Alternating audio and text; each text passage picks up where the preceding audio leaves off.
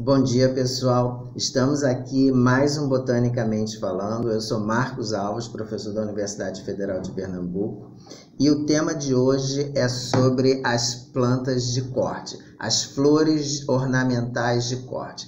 A gente escolheu esse tema, como a maioria das vezes eu faço isso, é o que tem disponível aqui em casa para fazer um vídeo, a gente pega, usa e faz o vídeo. Porque o objetivo desse canal é descomplicar a botânica. Então tem que ser com coisas que nós temos disponíveis aqui em casa e que podem gerar um vídeo interessante falando sobre plantas e como as plantas fazem parte da nossa rotina, do nosso dia a dia, e às vezes a gente nem percebe. Tem um vídeo muito antigo entre aspas, porque o nosso canal não tem nem 6 meses de idade, mas um dos vídeos, um dos primeiros vídeos, eu acho, foi sobre cegueira botânica, cegueira vegetal, ou seja, a gente tem muitas plantas ao nosso redor e a gente não se dá conta da importância que essas plantas têm na nossa vida, no nosso cotidiano. Plantas que a gente usa, plantas que a gente se alimenta, que a gente veste, plantas que usamos de formas diferentes.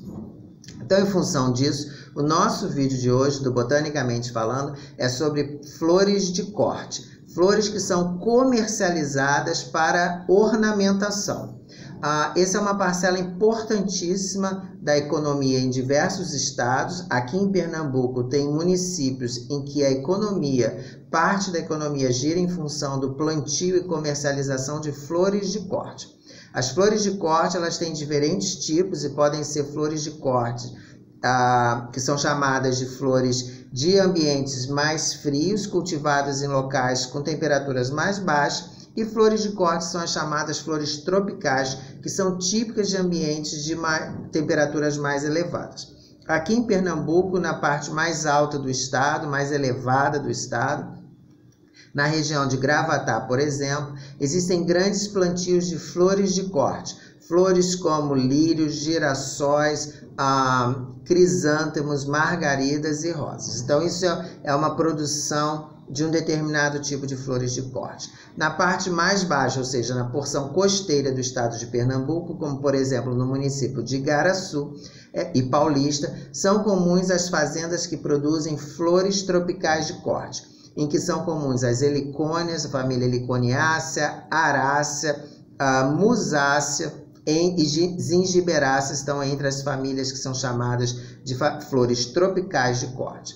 A diferença das flores de corte comercializadas é que elas são flores que são vendidas para ornamentos, grandes arranjos florais, e que são mantidas em água. Elas precisam ser mantidas em água para garantir que elas durem, que tenham uma maior durabilidade. As flores comercializadas plantadas, ou seja, em vasos com terra, elas são comercializadas para que você cultive essas flores em casa. Então, são diferentes grupos de plantas ornamentais que são comercializadas, produzidas e comercializadas. E entre as flores existe uma imensa variabilidade. Normalmente, nós aqui em casa compramos flores nas sextas-feiras ou nos sábados e que passa 2 a 3 semanas, dependendo do tipo de flor que você compra, em casa nos arranjos com água. Então, aqui eu tenho um arranjo, vou mostrar para vocês. E nesse arranjo a gente mantém com água. Essa água, preferencialmente, ela deve ser trocada a cada 3 dias. Você pode usar algumas técnicas em que algumas plantas funcionam mais, que é botar 2 ou 3 gotas de água sanitária na água do vaso. Isso faz com que as plantas durem um pouco mais de dias, além do tradicional. Uma outra técnica é quando você cortar o galho das plantas, o ramo, você corte dentro da água. Você põe num vaso, num balde com água e corte lá dentro. Isso vai ajudar que a planta permaneça, tenha mais tempo de vida no arranjo. É uma questão fisiológica. E algumas vezes a gente vai mostrar aqui hoje, é bom você cortar as anteras, porque também garante, ou seja, a parte masculina da flor, garante que a flor dure um pouco mais no seu arranjo. O que eu queria falar é que assim, o que você deve evitar é que as folhas caiam na água e comecem a apodrecer, porque aí isso vai contaminar a água e é ruim para a flor. Dependendo da planta que você escolha, você pode ter um arranjo aí por mais de uma semana. Nesse arranjo especificamente, que é o que a gente mais encontra aqui na região de Pernambuco, eu esqueci de falar, é importante, em São Paulo tem uma região alta produtora de flores no Brasil, que é a cidade de Olambra. Quem já teve a oportunidade de conhecer sabe do que eu estou falando. Grandes produções de flores que a gente tem na cidade de Olambra e naquele cinturão floral. Várias cidades que produzem flores naquela região. Então aqui em Pernambuco é muito comum a produção de algumas flores na região da serra mais elevada do estado, que é na região de Gravatá. Eu trouxe aqui alguns exemplos. Esse é o arranjo que a gente tem aqui em casa, lindo e maravilhoso. E tem 3 grupos de plantas básicos aqui. Tem um grupo das margaridas e crisântemos, como a gente pode ver aqui. É da família Asterácea, que a gente já fez um vídeo sobre a família Asterácea. E o que chama a atenção é essa estrutura que a gente chama popularmente de flor, mas quem assistiu o vídeo de Asterácea sabe que essa família pode também ser chamada de compósita. E essa estrutura que parece uma flor, na verdade, é uma inflorescência do tipo capítulo. A velha margarida que a gente usa como bem me quer, mal me quer. E lá no vídeo sobre Asterácea, a gente explica que existem as flores que são do raio, periféricas, e as flores do disco, que são diferentes entre si. Então aqui é um dos exemplos de flores de corte, no caso da família Asterácea. Um outro exemplo de flores de corte, estou pegando um outro aqui no arranjo, é essa maravilha que a gente chama de Angélica. Angélica é uma monocotiledônea do grupo da família das asparagáceas. Tem um aroma delicioso, principalmente ao entardecer. A partir das 5 horas, e essa é a razão que a gente sempre tem angélicas aqui em casa, ela libera um perfume delicioso. Fácil de ver que é uma monocotiledônea. Repare e conte comigo quantas peças a gente tem. 1, 2, 3, 4, 5 e 6. 6 peças florais, típico das monocotiledôneas, que tem 3 ou múltiplos de 3. Lembrando que aqui a gente tem as peças que são mais internas e as mais externas, elas não se diferenciam, então a gente chama de tépalas. Se elas se diferenciassem, a gente chamaria de sépalas externas e as pétalas internas. Aqui nesse caso da Angélica, da família Asparagácea, que é uma monocotiledônea, a gente chama de tépalas.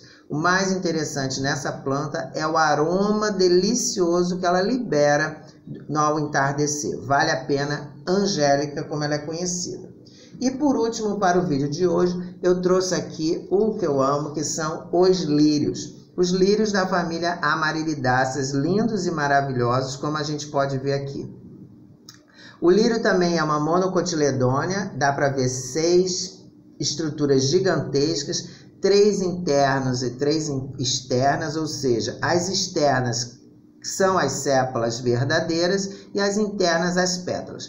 Como não diferencia a externa da interna, a gente chama de tépalas. E aqui a gente tem as estruturas do lírio. O lírio ele é bonito por si só, então não precisa dizer nada. Uma estratégia do lírio que a gente usa no lírio é a gente retirar as anteras. Repara isso aqui tudo gigantesco, em que o pólen sai na mão quando ele começa a ser liberado. Deixa eu pegar aqui um pouco de pólen. Olha o meu dedo aqui, cheio de grão de pólen. Esse grão de pólen possui um composto químico que mancha, então muito cuidado no sofá, em roupas claras que mancha. E o ideal é você remover essa antera. Você pode pegar a tesoura e remover a antera, como eu vou fazer aqui, ó. Retirei a antera daqui, repare, e isso dá maior durabilidade à flor. Eu particularmente prefiro com as anteras, porque as anteras são lindíssimas. Mas o problema, como eu disse, é que pode manchar o sofá, se estiver próximo do sofá, porque esse pólen, ele pode, dependendo se a área estiver muito ventilada, pode voar um pouco. Então, cortar pode ser uma boa solução.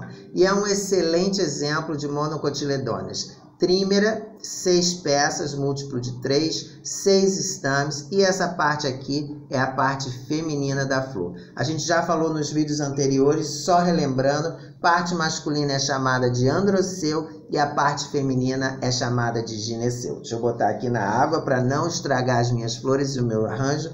Um forte abraço para vocês e até o nosso próximo vídeo, que eu quero falar mais uma vez sobre as estruturas florais. Cálice, corola, androceu e gineceu. Forte abraço e até o nosso próximo vídeo.